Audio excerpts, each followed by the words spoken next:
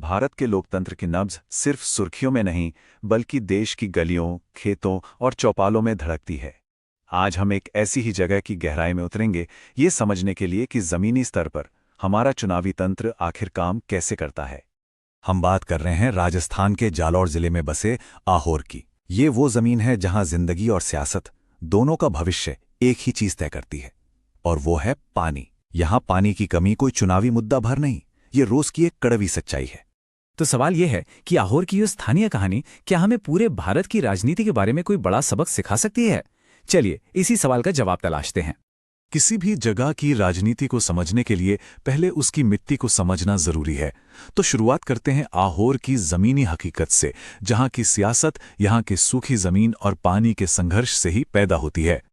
आहोर एक ठेठ ग्रामीण इलाका है। यहां ज्यादातर लोगों की रोजी रोटी सीधे सीधे खेती से जुड़ी है, लेकिन जमीन के नीचे पानी लगातार घट रहा है और बांध की परियोजनाएं बरसों से अटकी पड़ी हैं।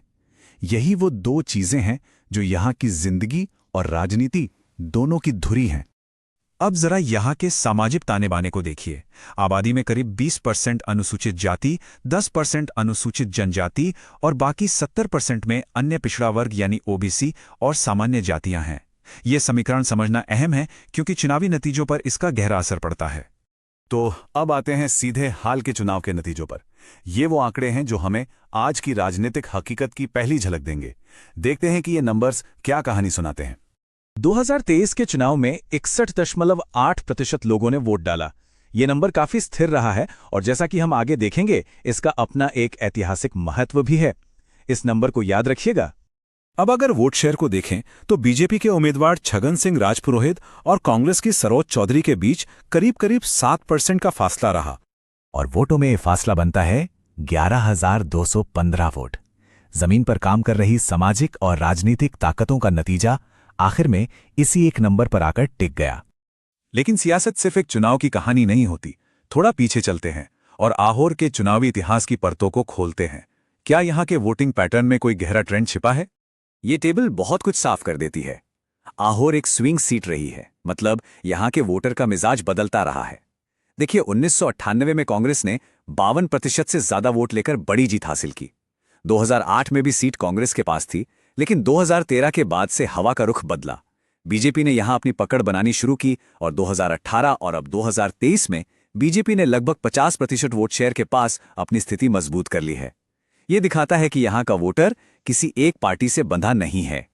और ऐसे तथ्यों को बारीकी से समझना जरूरी क्यों है? क्योंकि लोकतंत्र का मतलब सिर्फ वोट देना नहीं है। इसकी बुनियाद एक समझदार और सूचित नागरिक संवाद पर टिकी है। किसी भी नतीजे पर पहुंचने से पहले आंकड़ों को समझने की जिम्मेदारी हम सबकी है, ताकि शासन में हर आवाज का योगदान सम्मान और स्पष्टता के साथ हो सके। तो ये नतीजे आए कैसे? चलिए अब पार्टियों के नेताओं से हटकर उनके जमीनी सिस्टम का विश्लेषण करते हैं। देखते हैं कि उनकी संगठनात्मक ताकत और कमजोरियां क्या है। ये तुलना पूरी तस्वीर साफ कर देती है। एक तरफ सत्ताधारी पार्टी की एक मजबूत स्थापित मशीनरी है जिसका वोट शेयर करीब 50% पर टिका हुआ है। वहीं दूसरी तरफ चैलेंजर पार्टी को 2018 की हार के बाद से अपने संगठन को जमीन पर फिर से खड़ा करने की चुनौती का सामना करना पड़ रहा है। चाहे वो डिजिटल पहुंच हो या कार्यकर्ताओं का नेटवर्क, फर्क साफ दिखता है। तो विश्लेषण से आगे बढ़कर अब बात करते हैं कि यहां से आगे का रास्ता क्या हो सकता है। किसी भी कामयाब रणनीति की शुरुआत हमेशा एक ही जगह से होती है, लोगों की तकलीफों को सुनने और समझने से। एक आवाज है जो कहती है, कुआं सूख गया, फसल कमजोर है और हमारे बच्चे शहर जा रहे हैं, हमारी सुन कौन रहा है। ये सिर्फ शब्द नहीं है, ये आंकड़ों के पीछे छिपी हुई असली इंसानी कहानी है। आहोर की आत्मा की आवाज है।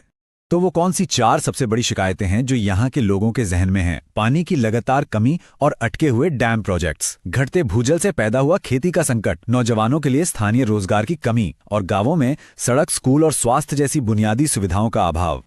इन शिकायतों के आधार पर एक जन केंद्रित शासन का ब्लूप्रिंट कैसा दिखेगा? 4 सीधे कदम। पहला, जमीन की आवाज को ध्यान से सुनो। दूसरा, बूथ स्तर तक संगठन को फिर से खड़ा करो। तीसरा, लोगों के असल मुद्दों से अपनी कहानी को जोड़ो। और चौथा, वादों को पूरा करके लोगों का भरोसा जीतो।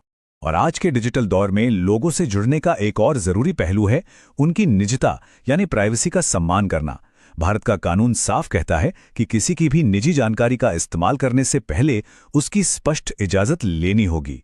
यह हर इंसान की गरिमा को बनाए रखने के लिए जरूरी है। तो अब हम इस पूरे विश्लेषण के सार पर आते हैं। इन सब आंकड़ों, रणनीतियों और शिकायतों के पार राजनीति का असली मकसद क्या है? अंत में हम सबको एक सवाल पर जरूर सोचना चाहिए।